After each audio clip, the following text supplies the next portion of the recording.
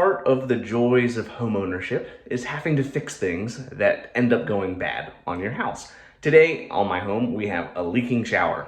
Totally annoying, but really easy repair. So we're gonna go ahead, pop off the handle, change out that cartridge, and get this shower to stop leaking. And I'm gonna take you with me while we do it.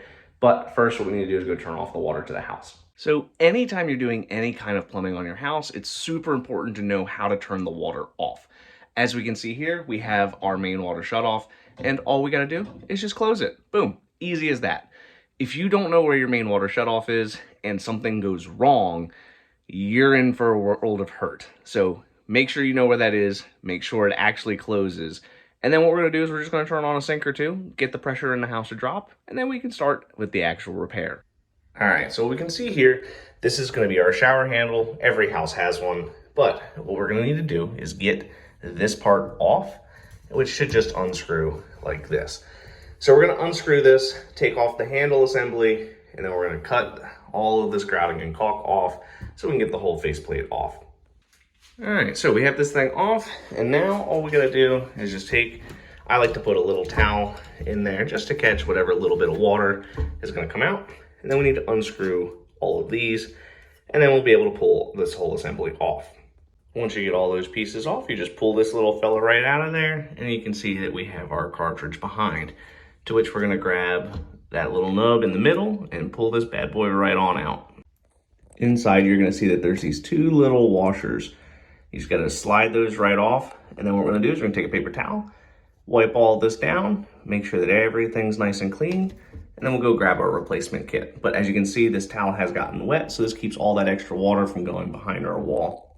Okay, so the inside of this is cleaned out as best we can. We've wiped down all that excessive corrosion to the best of our ability. And then now we're gonna go ahead and take this little fella right here, unbox it, get her lubed up, and shove it on in to there.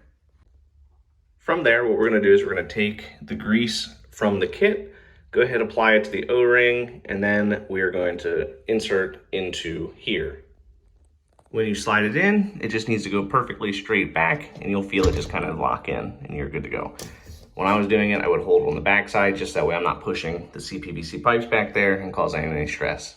Our final step is gonna be to take this bad boy, pop it open, grease up the O-rings on here, and go ahead, put it right back into the shower assembly, and then we should be finished. So let's go ahead and open this up and get moving. One thing I like to do is I like to hold them side by side and make sure that they look identical to one another, just so that way if there's any discrepancies, we don't find out once we have the water on.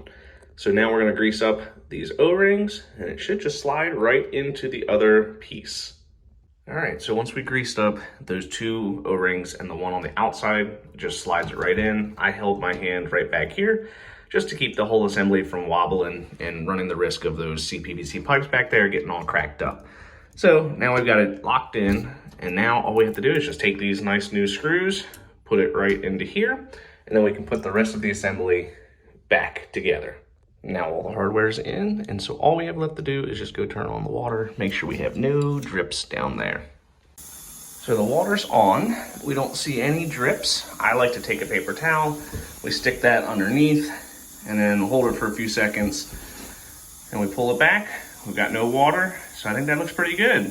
So we've got full pressure, there's no leaks, and then all we gotta do is just turn this bad boy on, and we got water flow, everything is good. So now, all we have to do is just get the faceplate trim back on, clean this up, re-silicone right on here. Super easy replacement. Took maybe about 30 minutes. If I can do it, you can do it too.